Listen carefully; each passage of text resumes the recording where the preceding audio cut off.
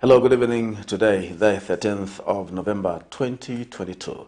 To present Camnet Television News, my name is Jeffrey Ziambo. Our top stories in the news tonight: ZESCO pylons in Lusaka West risk collapsing due to mining activities. Stakeholders press on government to reconsider monthly fuel review. Ministry of Green Economy challenged to be practical when implementing climate change programs. In international news, Ethiopian government rebels agree on humanitarian access to Tigray. And in sports news, OYDC rugby team wins TEULINGS League in 3 age categories.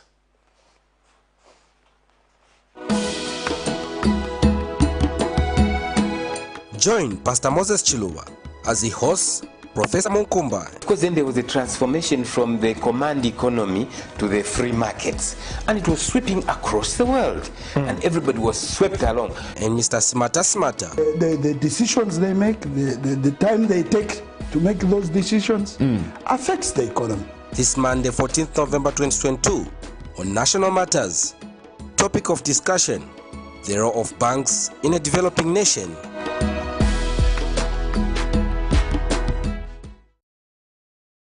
In our quest to serve nations and develop Africa, Savenda is investing in the agriculture sector so as to produce supply for both local and international markets, housing over 12,000 pullets that are nurtured and fed with our locally made stock feed that comes from our own locally grown maize and soya beans, all processed from our recently installed milling and mixing plant. Our over 95,000 layers have an output capacity of over 1,500 trays of fresh eggs per day that are carefully selected and packaged for all the leading stores and supermarkets nationwide. Our greenhouses are fitted with the latest irrigation system, and the seedlings are nurtured to ensure only healthy plants reach the fields. With our deliberate planting schedule, we are better placed to supply constantly without interruption, thus reliable. Savenda Farms is also changing lives of its dedicated workforce drawn from the local community and beyond. So the next time you think fresh and green, think Savenda Farms. Hello again, another news in detail. A named stone quarrying company has been mining stones under the ZESCO pylons in Lusaka West along Mumbwa Road, thereby leaving the pylons in danger of collapsing. And some residents in the area have called for the mining activities to be stopped for fear that the pylons will collapse if the activity continues, which they say is posing a danger to their lives and has further led to blackouts in the area. Meanwhile, United Party for National Development, UPND National Deputy Youth Chairperson Trevor Mwinde, who was inspecting the activity, who has urged institutions such as the Zambia Environmental Management Agency, ZEMA, to investigate the said mining activity, which has led to environmental degradation. Mr. Mwinde has further questioned under what circumstance investors were allowed to quarry stones less than 20 meters from the ZESCO pylons. More in this report. Environmental degradation has been a source of worry in Zambia for stakeholders, as activities such as mining and stone quarrying have been taking place on questionable areas. This is the case of this part of Lusaka West under Chilanga constituency, where trenches have allegedly been created by a stone quarrying company identified as Yap Stone Quarrying Limited, less than 20 meters from ZESCO pylons, further creating a danger of them falling. Residents of this area say this is a hazard, as the pylons may soon collapse if the status quo continues, which could also result in an electricity blackout around that area.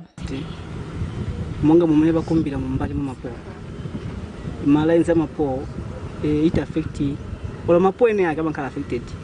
She for Jaguti, a cabrera agua, because a president Guti Bantu, Malazabas Badibe.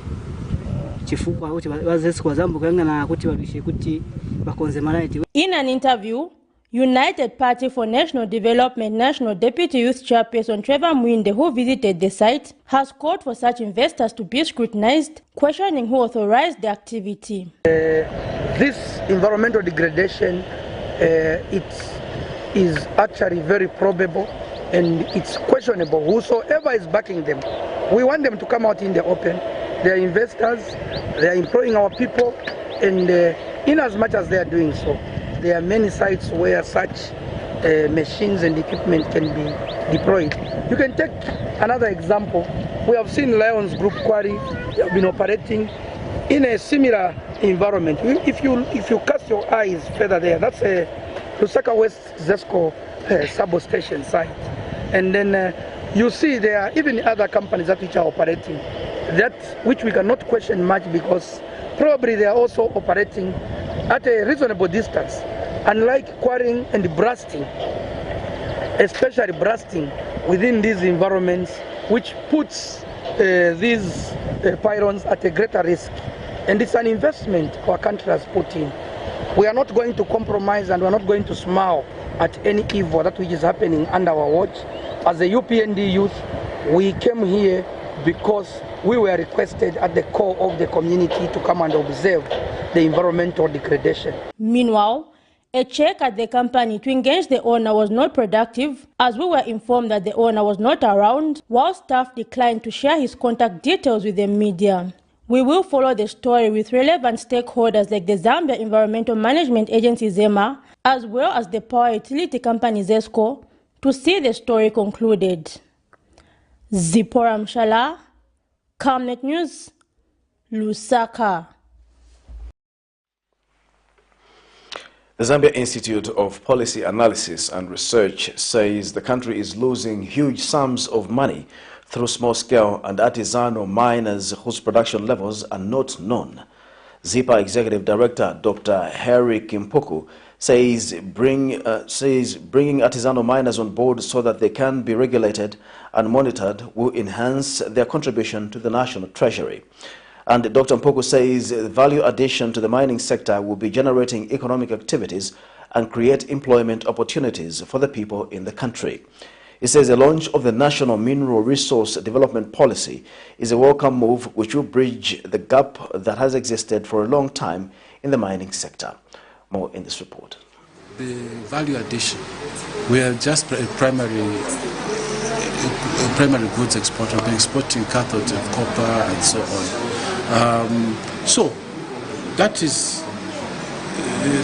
the value addition which is foreseen in this policy is an important step, because through that value addition we're generating economic activity within the country, and we're also creating employment for the people in this country. So that's important. Then lastly, I also see this development of the recognition of the small-scale and artisanal miners. These people are all over the place. They are mining in different places. No one knows exactly what they are doing. No one knows what kind of output they are generating. They are not even paying taxes on that, on their activities. So that's a big loss of income, public income.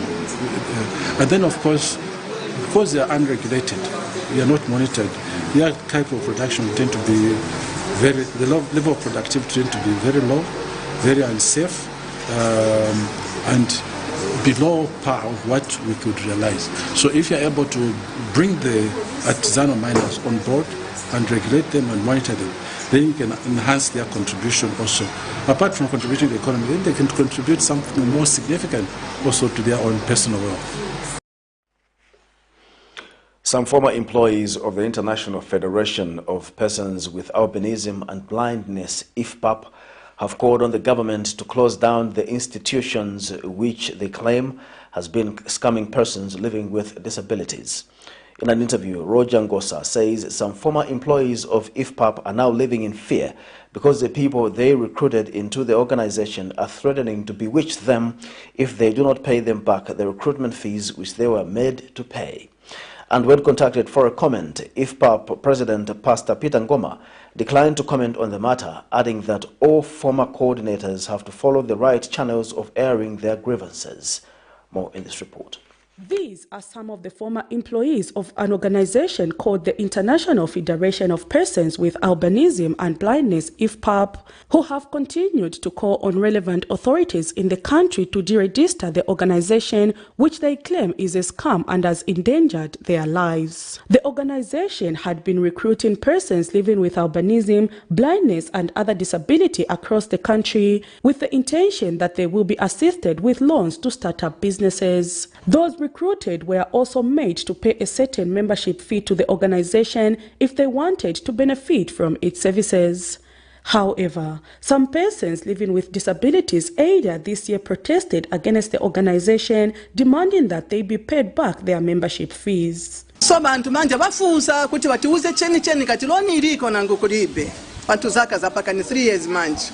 Fast forward to November of 2022, some former employees of the organization are now calling on the relevant authorities to deregister the organization because it has endangered their lives, adding that they are receiving threats from people who they recruited into the organization that they will bewitch them if they fail to pay them back their contributions. He was summoned to appear before Industrial Relations Court. He never appeared. He had to send the representative who happens to be the human resource manager. So instead, just there at Industrial Relations Court, we had agreed that for us who had gone there is going to pay us effective December. But others who have worked for IFPAB, they've never gotten paid. And as I'm talking, many coordinators, their lives have been put in danger in such a way that others have been locked up in cells for being accused of them siphoning money from people when they were remitting to the organization. So we can call all the coordinators and it's not fair because disabled people, all they are complaining about the same person. So tingapempe monga bazambia agents for persons with disabilities kona na nawe muntu ngatishinga teke bamwimiki na organization yake apela kuipasa abantu amene wangaipeleke pasiporo pakuti iyi organization iliko chikwa chakuti disabled angatani zidwe because wanachitabu inokufaka na ma age and also even people who are civil servants, so they had the hope that they will benefit from the same organization. Organization President Pastor Peter Ngoma, when contacted for a comment, declined to comment, adding that those who feel aggrieved should use the right channel to air their grievances. It's quite difficult to handle at the moment because the ones who have caught all those things are the same coordinators. So I cannot answer anything at the moment. I think they are making the situation more worse and worse as themselves, the coordinators, because they're not coordinating with us. For now, these former employees say they are now running for their lives without being certain for how long they will continue to live in fear. Prudence Chota, reporting for Camnet TV News. A youth entrepreneur in Chongwe district of Lusaka province has urged schools to approach the concept of production units with a commercial mind. Akibu Saidi, 29, notes that the concept has the potential to generate income that schools need to be self-sustaining and even embark on other projects. Mr. Saidi says he has been able to expand his agricultural activities ranging from the sale of seedlings, chicken rearing and tomato growing, among other agricultural produce, which has even enabled him to construct a school to cater for his community. He was speaking when some stakeholders from the education sector visited his farm Saturday afternoon to learn how school production units can be enhanced to make them fully fledged businesses. More in this report. Public schools in Zambia have been known to be a sorry sight, often dealing with a lack of infrastructure such as desks and stationery like textbooks, with many of the school buildings being dilapidated. The situation has been compromising the quality of education, with most public schools lagging in many areas compared to private schools. A successful youth entrepreneur of Chongwe district, Akibu Saidi, notes that production units create an opportunity for schools to generate wealth, which is able to sustain them and help them save extra funds for other projects. He has cited an example of his enterprise, which has been growing over the years and is now growing diverse agriculture products from pepper, strawberries, tomatoes, as well as engaging in poultry. The youth entrepreneur was speaking to some stakeholders from the education sector who visited his farm to learn how they can commercialize production units for their schools. So a number of farmers will be those with energy at a very youthful age. From school, they will go into their businesses, they will run their businesses, farming businesses. Why? It's because you have impacted the theoretical lessons and they have appreciated the practicability of it. It doesn't have age, it just takes your passion. It doesn't matter, you're a lady, you're female, male, old or young, it takes your passion. And you can do it. From the most locally available resources, you start from the scratch and it gives you something. Those who visited his farm have emphasized the need for all schools to take a similar approach if to generate their own funds and expand their activities. Because most of the things, especially the challenges that we might have, can be how to produce quality crops, how to produce quality goods, and that is one thing that we want to learn. How we're going to make sure that we satisfy the market to their expectation. How do we penetrate the market?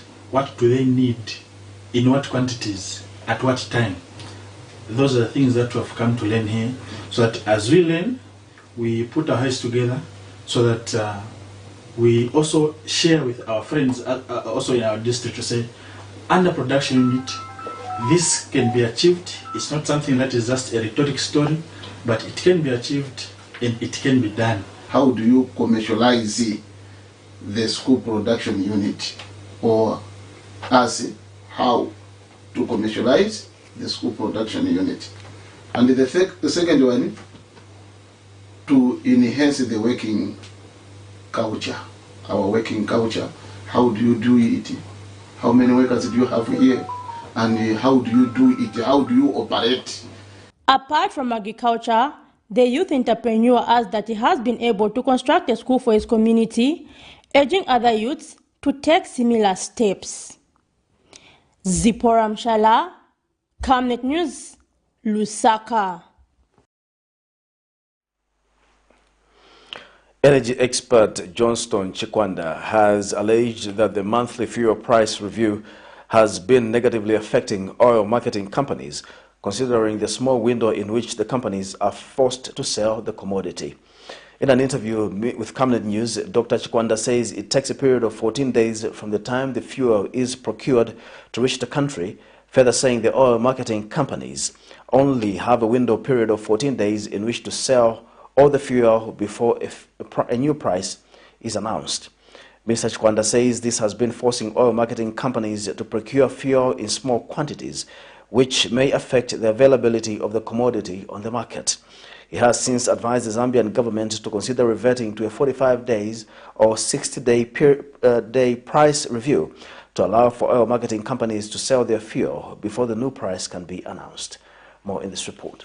Just after 3 months of being in office, the United Party for National Development UPND administration through the Energy Regulation Board ERB introduced a monthly review of fuel price which commenced in January this year from the previous quarterly review. According to the UPND administration, the quarterly review of fuel pump price does not make the pump price cost reflective but only enables the country to accumulate yield debt burdens. An energy expert, Dr. Johnston Chikwanda, who earlier this year supported the monthly fuel price review, now says the 30 days price review is affecting all marketing companies due to logistical hiccups of moving fuel from the coastline into the country. The 30 days price review, from what is emerging, seems to be more favorable if you have got effective logistics in place, if you are at the coast, for instance. So much that when you announce the 30 days, that window period, you've got enough time to be able to sell. But in our situation, where we are sitting 2,000 kilometers away from Dar es Salaam and significantly long from Beira, the reality on the ground is that on average it's taking about 2 weeks for the fuel to arrive in the country. So if it is taking 2 weeks, then it means you have got a window period of about 2 weeks in which to dispose of the fuel that you have imported. Otherwise, you run the risk of another price being announced when you have got this old stock. Dr. Chikwanda has since appealed to the Zambian government to consider carrying out an analysis on how the sector has performed so far and, if possible, revert to a 45 days or 60 days price review. So to try and manage this risk profile, you find that the industry tends to keep lean stock and not bringing in, not stockpiling as a private sector because of the possible vulnerabilities, meaning that this impacts now on to what extent we can keep fuel in the country, because the industry is averse, is scared that if I bring in the fuel, I will have 2 weeks to which to dispose of. So which flies in the face of efforts to increase fuel security in the country. So perhaps we need now to assess, to sit down as an industry with different players, assess whether the 30 days price review, how is it working? And is there another way in which maybe we can go to 45 days or maybe go to 2 months, just to try and manage the logistical hiccups that are being faced in terms of moving the fuel, and by the time it is arriving in the country, and how much window period you have before a new price comes in. With the government maintaining its stance that it has no intention to go back to the quarterly or yearly review of fuel pump price, perhaps carrying out an analysis of the performance of the sector and interacting with all marketing companies will be key to determining how sustainable the decision has been so far. Prudence Chota, reporting for Camnet TV News. Keepers Zambia Foundation KZF Executive Director Ezra Banda has urged the Ministry of Green Economy and Environment to focus on practical work on the ground aimed at reducing human activities that lead to climate change. Speaking to Camnet News, Mr. Banda notes that while various administrations have been committing to reducing climate change, major contributors such as charcoal selling remain unabated, stating that it has continued to be the main source of energy for the majority of households in Zambia. He has advised the ministry to focus on getting the work done on the ground, noting that while proclamations are good, there is need to hit the ground running with this agenda if to win this fight. The Human Act, in terms of the Human Act against the environment, for the pure survival is the major driver. We are looking at the issues of timber, we are looking at the issues of agriculture, we are looking at the issues of cook energy, which is charcoal. I know that the minister has gone out to talk about zero rating the issues of charcoal, but I think that statement, as much as it is good, it requires a lot of investment. It requires a lot of critical analysis to understand what next, especially in terms of the cooking energy, because charcoal is all about cooking energy. So I think the issue here is how do we preserve the forestry while ensuring that the people have the livelihood and the income. You cannot zero rate the usage of charcoal if you cannot tackle the demand, because the demand is the one which is driving the supply of charcoal. And in that arrangement, there is a supply chain where you have a producer, a charcoal producer, you have a vendor, and you have a consumer. So all these three, how do we tackle them? Eastern Province Minister Peter Perry has commended men and women in uniform for their hard work towards maintaining peace in the province and the country as a whole. Mr. Perry was speaking in Chipata today during the Remembrance Day. More in this report. Not so much is known about our Zambian soldiers that served in the British Army with loyalty during both the First and the Second World War, especially in the fight against colonialism. However, Zambia continues to honor the gallant men and women who lost their lives.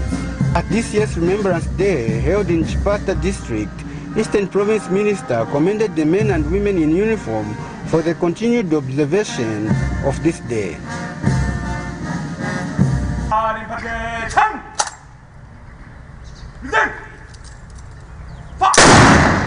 In other countries where they're still experiencing war and other economic challenges, we pray for them that it should be like Zambia, where from 1964 we are enjoying this wonderful peace, and we need to preserve it at all costs.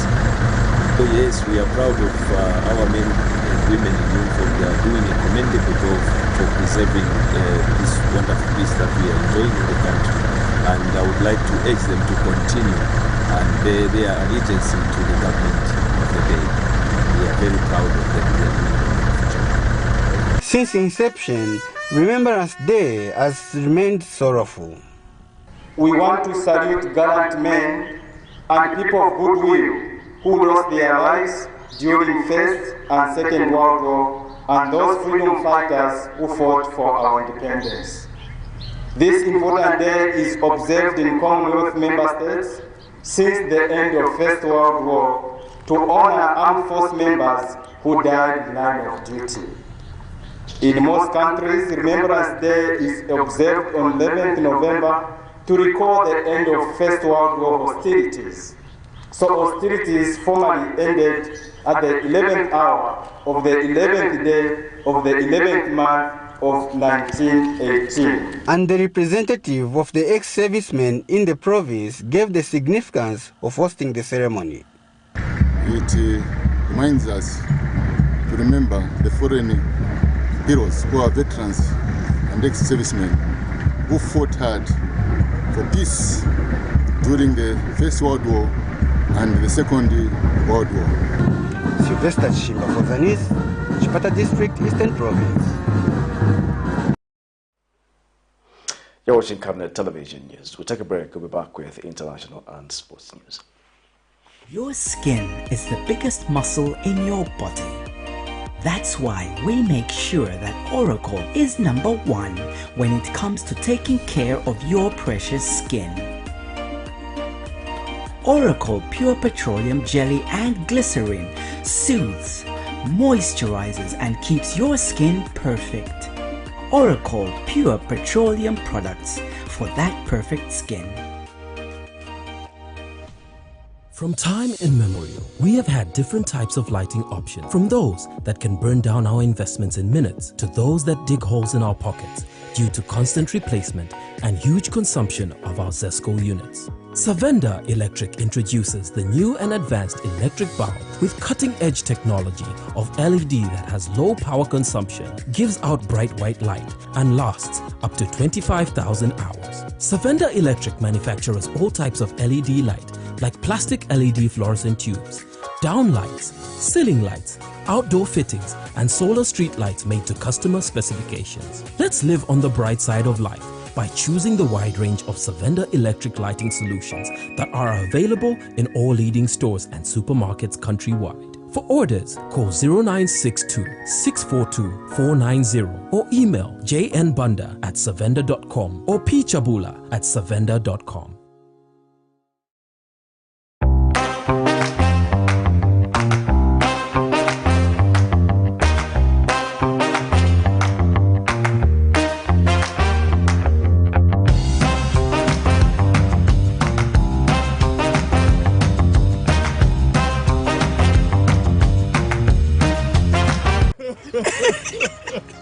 You know I can take her a bit. Yes, my dear. I was thinking of getting you a Bugatti on your birthday. Really? I'm quiet. My name is Yana.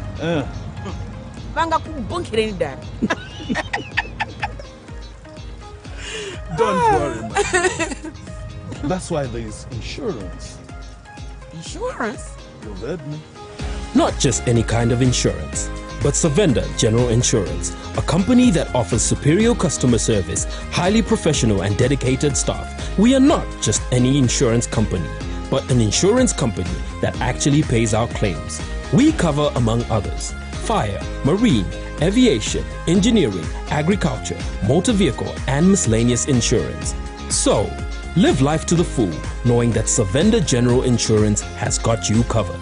Savenda General Insurance. Insurance excellence.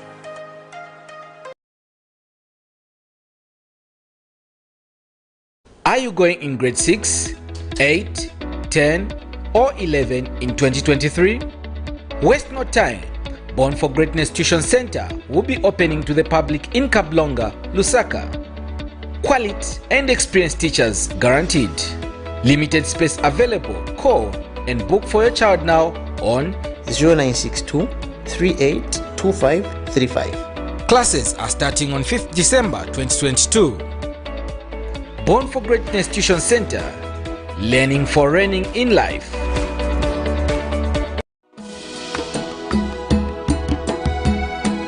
Join Pastor Moses Chiluba as he hosts Professor Munkumba. Because then there was a transformation from the command economy to the free markets, and it was sweeping across the world, and everybody was swept along. And Mr. Smata.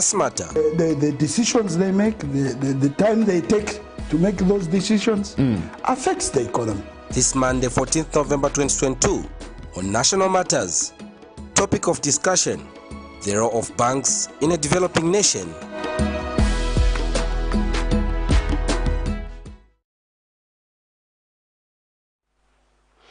Welcome back. And now in international news, the Chief of Staff of the Ethiopian Armed Forces and head of the Tigray forces signed an agreement in Nairobi, Kenya, that they say calls for disengagement from all forms of military activities. Both parties assented to protect civilians and facilitate the delivery of humanitarian aid in war-torn northern region of Tigray. Here's a roundup of international news. Warring sides in the Ethiopian conflict agreed on a peace roadmap Saturday. The Chief of Staff of the Ethiopian Armed Forces and the head of the Tigray forces signed an agreement in Nairobi that they said calls for disengagement from all forms of military activities. Both parties assented to protect civilians and facilitate the delivery of humanitarian aid in the war-torn northern region of Tigray. The African Union-led talks followed the ceasefire deal signed last week. We want to express our full commitment for bringing peace and stability to our people and country. Therefore, we will fully dedicate ourselves to implement the Pretoria Agreement and this declaration. To this end, we would like to affirm our full commitment to the people of Ethiopia, to this panel and world. We have suffered a lot of misery over the last 2 years and still continue to suffer. The commitment we are making today is with the hope and expectations that our people's suffering will come.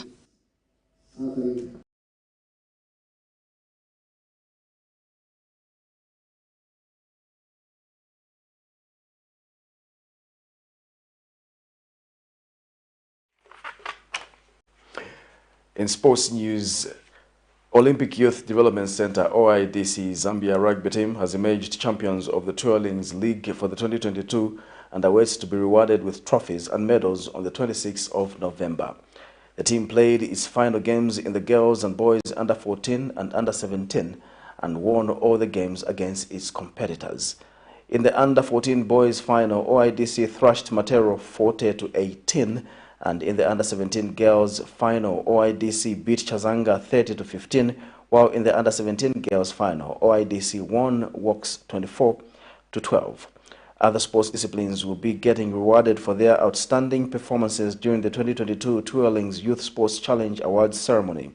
TEULINGS Rugby coordinator Clement Muwele says the league for the year was extraordinary, adding that he remains indebted to OYDC for its continued support of the development of sport in the country, not only in the grassroots level. That sporting note brings us to the end of the news, but we'll take a look at the headlines once again. ZESCO pylons in Lusaka due to mining activities. Stakeholders press on government to reconsider monthly fuel reviews. Ministry of Green Economy challenged to be practical when implementing climate change programs. In international news, Ethiopian government rebels agree on humanitarian access to Tigray. And in sports news, OYDC rugby team wins TEULINGS League in 3 age categories. When I look at the Camnet verse of the day, which is coming from Psalms 150, verse 6, let everything that has breath praise the Lord. Thank you once again for watching Camnet Television News. My name is Jeffrey Siambo. Good night.